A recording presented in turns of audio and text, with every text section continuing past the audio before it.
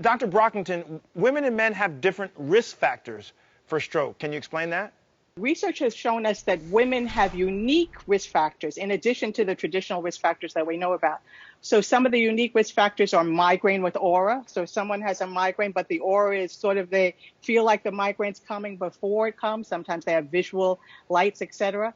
Another risk factor is pregnancy or preeclampsia. Sometimes people develop hypertension or high blood pressure during pregnancy. Another one is the use of hormonal therapy, right, or oral contraceptives. And again, this is not to scare anybody. It's not, oh, I have a migraine, is that going to be a problem? It's just that those are now considered risk factors. So just like if someone has high blood pressure, and we know that that has to be controlled long term, the same thing would be for migraine. If you have a migraine with aura, you know that there's some increased risk with stroke. So this is the time to partner with your doctor. What can I do? I have migraine with aura. I know that that could be a risk factor for stroke. How can I control it better? How can I deal with it better? The same thing if you're thinking about oral contraceptives or hormonal therapy. You have a discussion with your doctor. Hey, I have a family history, somebody had some blood clots. Does that mean I need to do some testing before I consider these medicines? And Deborah, I mean, honestly, I think that you actually getting to the hospital as fast as possible with what was the worst headache of your life, that could have been life-saving for you. Absolutely, it was life-saving. I know it was life-saving for me, and insisting that something was wrong, because I just, like you said, if you know your body. But I think so many of us are living this kind of world of we don't want to bother the doctor, right? And really, we have to take matters into our own hands. We also have, I think the problem that a lot of us have is that we go to the doctor and we say, here, you fix it. Right? You take it, as opposed to being a partner with our doctor and like, what can I do to mitigate the circumstances?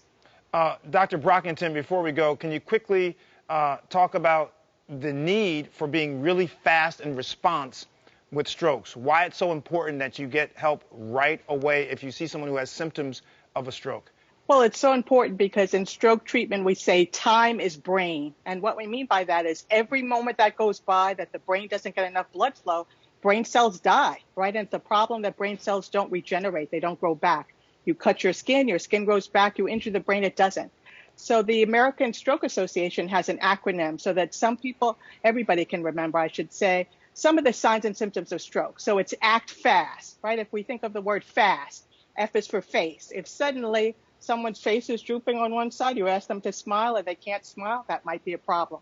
A is for arms or legs. If you ask them to outstretch your arms and one keeps dropping and they can't raise it, that might be a stroke. S is for speech. Sometimes people's speech can become affected, or it almost feels like they're drunk, that they're garbled all of a sudden, or they can't understand you, or they're saying the wrong words. That's not right, right? So that might be a stroke if it happens suddenly. And then T is for time. We know call 911, right? This is the age everybody gets on their phone and calls their friend, what should I do, or looks it up, etc. You don't have time for that. If we say time is brain, you have to go to the hospital right away. And most people may or may not know that when you call 911 and say, I think I'm having a stroke, I might be having a stroke, that dispatcher sends the EMS and they take you to the closest hospital that has a stroke center.